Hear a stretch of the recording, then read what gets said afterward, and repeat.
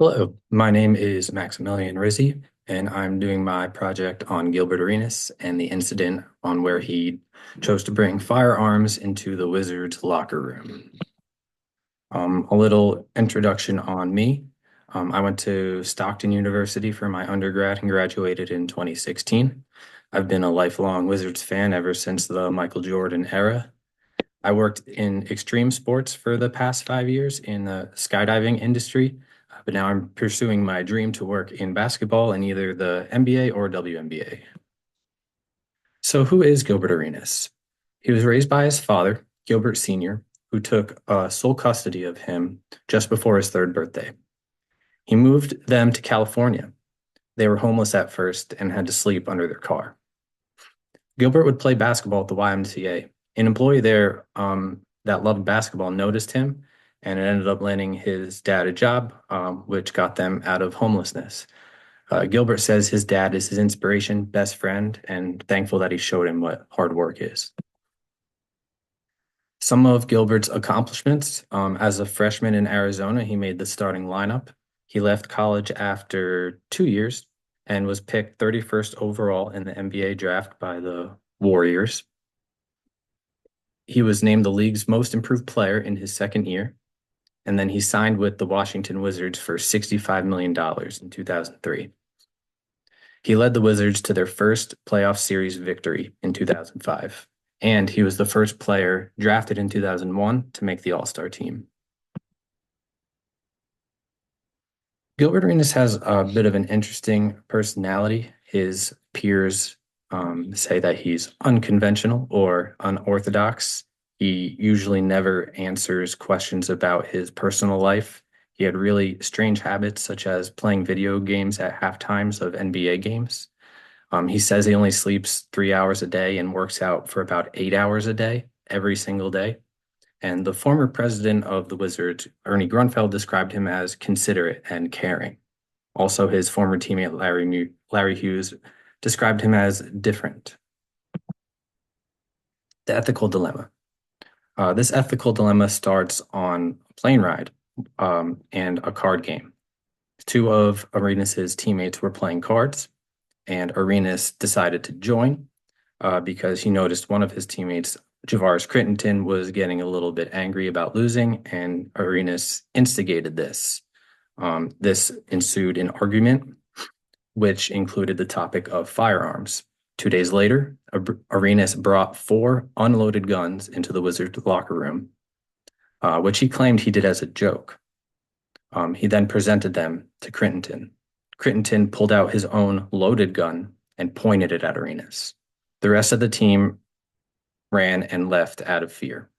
Arenas, Crittenton, and one other player in the room remained. When the incident was under investigation, Arenas seemingly instigated this situation by making finger gun gestures during a game.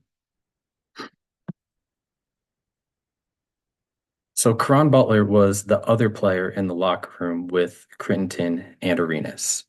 And I believe it's important in order to get a more holistic viewpoint of this topic, to have it from a different perspective from one of his teammates. Butler describes this incident in his own words, and I will quote him.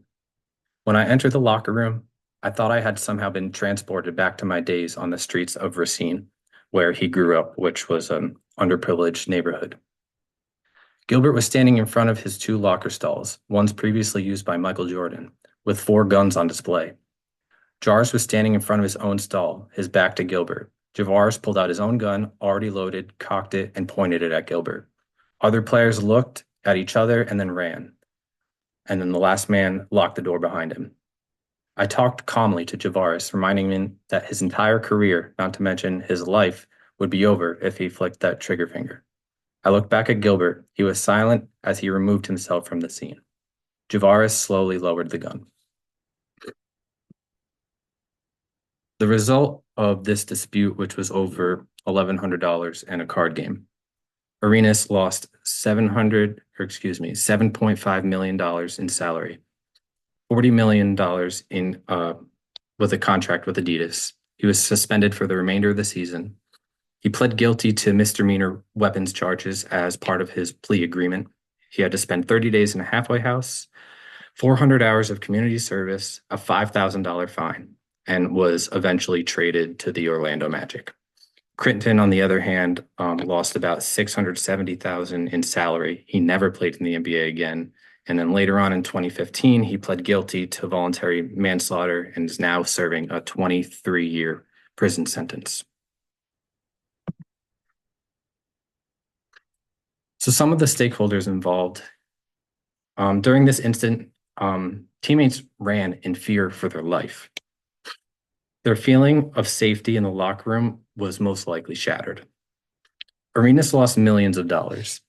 This financial burden certainly affected his family, kids, and his agent. The feeling of safety for coaches and staff was most likely jeopardized, and finishing the season without Arenas completely derailed the team. The Wizards' decline of success and legal trouble negatively affected the attendance and overall business of the team. The staff of the Verizon Center, especially security, received harassment and taunting from fans. Additionally, security most likely felt apprehensive and maybe even unsafe to go back to work that season. Media outlets now had a huge story to cover, including ESPN, NBA media, local DC networks, papers, reporters, and magazines. Commissioner Stern was now thrusted into an extremely complex and serious situation, and the security guards at the Verizon Center were harassed and taunted. Question number 1. Could the Wizards have ethically terminated Arenas's guaranteed contract due to an ambiguous moral turpitude clause that was in his contract?